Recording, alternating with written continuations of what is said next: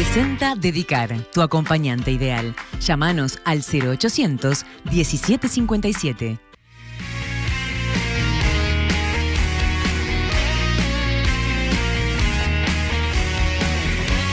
Amigos, seguimos compartiendo con ustedes esta tarde y en casa. Con nosotros el analista político Daniel Chasquetti. Ya vamos a ir a distintos materiales que ustedes nos han enviado y que testimonian el mal tiempo que están sufriendo en algunos lugares del país. Pero había quedado una pregunta planteada y una respuesta esperada. Hablábamos de Uruguay, democracia y calidad de la misma, y repasábamos las declaraciones del señor presidente de la República, el doctor Tabaré Vázquez, que apenas hace 24 horas difundió el semanario Búsqueda en torno a que finalmente la posición tomada por Uruguay ante la situación generada en Venezuela fue condicionada por las posibles represalias que podían llegar a tomar los países grandes a la hora de, por ejemplo, habilitar rápida o lentamente tasas comerciales. Sí. Creo que no es una expresión nada feliz del presidente, porque uno desearía que este tipo de decisiones del país obedecieran a principios y no a cuestiones estratégicas.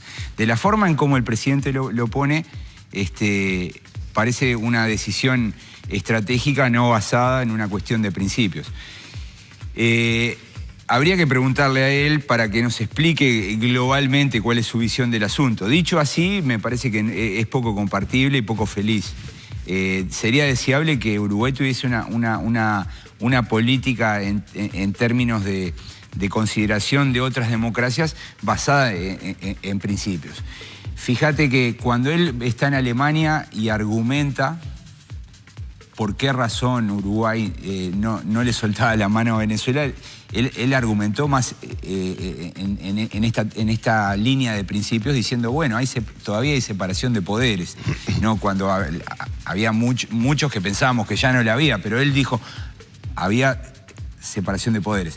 En este caso, solamente el argumento es meramente económico, comercial. Está bien que él defienda los derechos de los trabajadores uruguayos, de las empresas, y que lo tome en cuenta, pero me parece que como argumento no es un argumento de recibo, sobre todo cuando se sabe que Búsqueda va a ser leído por todos los restantes medios de comunicación y que por tanto va a llegar a todos los ciudadanos del país. Entonces me parece que fue una decisión poco acertada o un mal argumento. Queridos de todas las tardes, los estoy mirando desde Maldonado, mirando el mar que está feo. El viento ha cesado bastante y la calma es la que precede a la tormenta, pregunta Mónica Blanco. Y dice, muy interesante y clara la opinión de Chasquetti. Saludos cordiales. Bueno, gracias. Desearía estar en Maldonado. A pesar de estar esperando la tormenta. Es divino, ¿no? Punta del Este, Maldonado. El ranking de The Economist tiene dos países en los extremos. Uno es Uruguay, el único de América Latina con democracia plena. La otra es Cuba, el único de América Latina con régimen autoritario, porque clasifica a los países en 4 tipos de regímenes. Democracias plenas, democracias defectuosas, regímenes híbridos y regímenes autoritarios. Entonces, lo que tenemos que ver en el contexto regional, Daniel, es cómo es que otros países, uno piensa en Argentina, piensa en Chile, pero también en alguna medida en Brasil, que han consolidado su democracia luego de las dictaduras de los años 70, o en Brasil 60 y 70, y en Argentina ya uno lamentablemente pierde la cuenta. ¿Cómo es que Uruguay está tan solo en esa categoría que lo equipara con los países más desarrollados, con los países que tienen mejor nivel de calidad de vida, de respeto a los derechos humanos, de distribución de la riqueza, como los países de Europa nórdica, Nueva Zelanda, Australia, Canadá? Por ejemplo, está por arriba de Estados Unidos. Sí. Está por arriba de Japón un poquito, pero por encima en el ranking Uruguay, ¿no? Es cierto. Pero, bueno, esto no es de ahora, ¿no? No, claro, esto es algo que se viene... estructural, como dicen. Sí, es que se viene desarrollando. Yo creo que Uruguay, luego del año 2000, cuando el presidente Valle nombra la Comisión para la Paz, prácticamente en todos los rankings internacionales de democracia da un salto, sí, y se coloca ya en el pelotón de adelante, ¿no? Porque ese era un tema pendiente que tenía Uruguay y por el cual se le castigaba en los rankings. Claro, luego con no castigar la violación a los derechos humanos. No terminar de saldar esa etapa. Cuando llega el Frente Amplio mejora más y yo te diría que con el hecho de que, bueno, de que hay un conjunto de nuevos derechos que durante el periodo de Mujica se aprueban en el Parlamento, no solamente estoy pensando en el derecho de las mujeres a abortar o en el derecho de los homosexuales a casarse, sino también en otros derechos más, con menos prensa, ¿no? Pero que son muy importantes, ¿no? Por ejemplo, las licencias por paternidad, sí, claro, que hoy se han hecho muy sólidas, o las cuotas para afrodescendientes en los llamados públicos de los organismos del Estado. Ese tipo de decisiones diferencian claramente a Uruguay de cualquier otro país de América Latina. Como que Uruguay está bastante más orientado en una política de protección de derechos, digamos, de estado de bienestar, que en América Latina no es sencillo de ver. Por otro lado, lo que hay también es involución de otros países, ¿no? Recién tú mencionabas Brasil.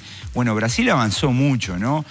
Sobre todo en los años 90 y en la primera década de este siglo, pero luego en Brasil las cosas se comenzaron a complicar. Sobre todo en torno a su sistema de partidos, ¿no? Sí. Es un sistema de partidos que ha sido penetrado por la corrupción y eso en cualquier ranking internacional lo va a tirar abajo. En Argentina también, Uruguay, ¿no? También es el país mejor rankeado del continente en materia de transparencia. Que claro, no hecho, ahí tenés una consistencia muy fuerte entre distintos rankings. Argentina, por ejemplo, bueno, la democracia argentina, es verdad, se hacen elecciones, pero una democracia no es solamente hacer elecciones. Fíjate que Argentina durante años estuvo fraguando, mintiendo las cifras económicas, sí, claro, de pobreza, de inflación. En Argentina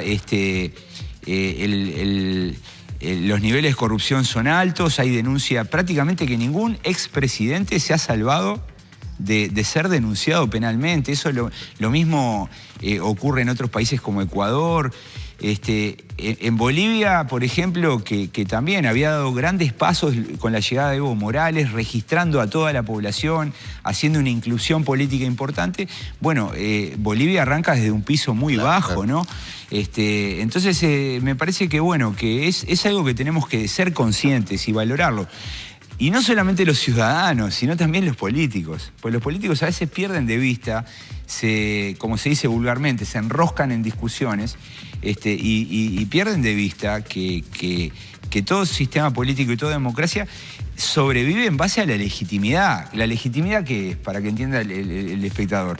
Es el nivel de creencia de que este es el mejor régimen. La ciudadanía cree que la democracia es el mejor régimen, pero bueno, si en realidad la democracia no resuelve los temas o la democracia parece quedar gobernada por unos tipos que están de listos, probablemente esa legitimidad se va a licuar y por tanto los políticos deben ser más responsables. Yo soy muy exigente en ese punto, ¿no? Entonces los debates deben ser más argumentados, las discusiones deben ser más claras y sobre todo los actores tienen que ser muy sinceros, ¿no? Muy sinceros con la población, evitar ocultar. Lo que no estamos viendo todavía es un sistema político autoexigente. Es decir, tratan de zafar de... La exigencia se genera entre los debates entre gobierno y oposición. Yo creo que la oposición que tenemos actualmente es muy exigente con el gobierno y eso a mí me gusta. Me gusta mucho que la oposición exija al gobierno.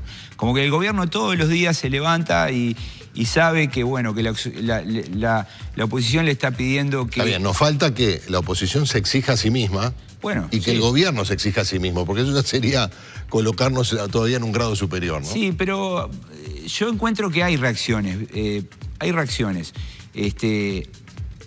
Ayer miraba el caso del Ministerio del Interior, ¿no? Para cerrar. Donde un periodista, no me acuerdo qué medio de comunicación, denunció a una psicóloga una persona que usaba un título de psicóloga. Sí, fue una denuncia de Robert Parrado, que lo último que salió fue en el... Ahí va, Robert Parrado hace la denuncia, lo levantan los medios de comunicación, el Ministerio del Interior se ve obligado rápidamente a resolver y separar a esa persona, ¿no? Pero hace 2 años que sabe esta denuncia, ¿eh? Ok, pero ¿cuándo se efectiviza? Cuando aparecen otros actores, ¿no? Una denuncia en el Poder Judicial, los medios de comunicación poniendo el tema en el centro del debate. Entonces la democracia también es eso, es exigencia pública. Y por eso los medios de comunicación juegan un papel importantísimo en cualquier sistema democrático. Y por eso deben ser responsables, ¿no?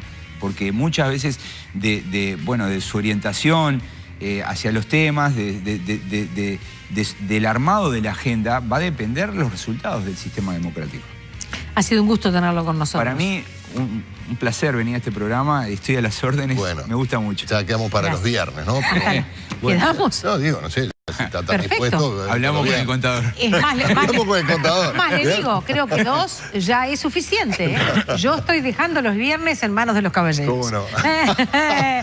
Bueno, muchas y numerosas son las fotos que ustedes nos han enviado de distintos lugares del país, de cómo están viviendo este momento previo a lo que se anuncia en las próximas horas. Serán complicaciones que pueda llegar a generar esta tormenta. Esperemos que ninguna sea de importancia y los esperamos el lunes.